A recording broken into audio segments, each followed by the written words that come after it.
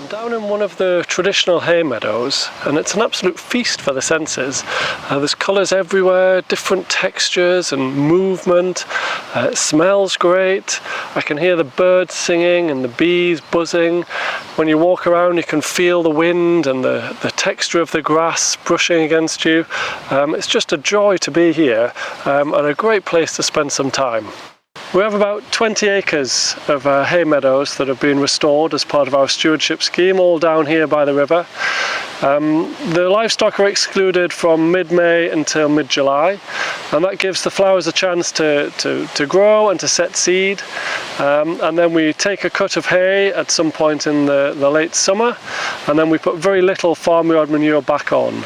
And the idea is that reduces the fertility, and it gives some space in the sward for some of the flowers and other things to grow, and not just the dominant grasses.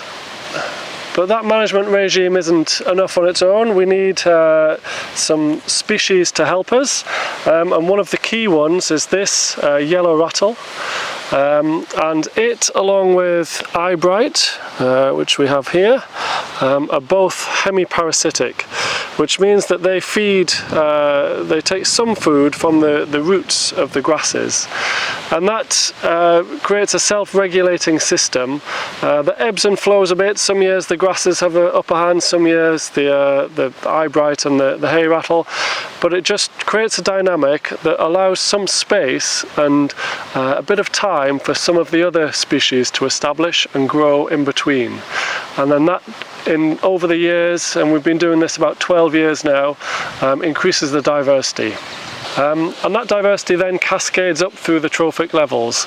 So we have lots of insects in here, and they in turn feed all the insect-eating birds and bats, and then that increases food for the predators, and it just goes on and on.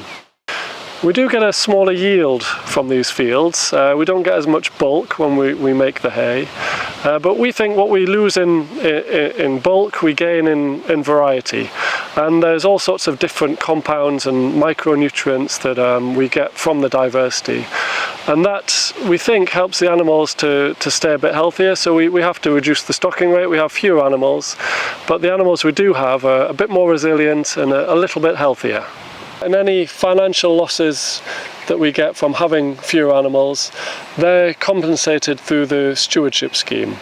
So economically it makes sense to us, and morally it makes sense because, you know, a very important part of the way we farm here at Willowford is making space for nature and letting farming and nature thrive together. And they're just a really joyful place to be.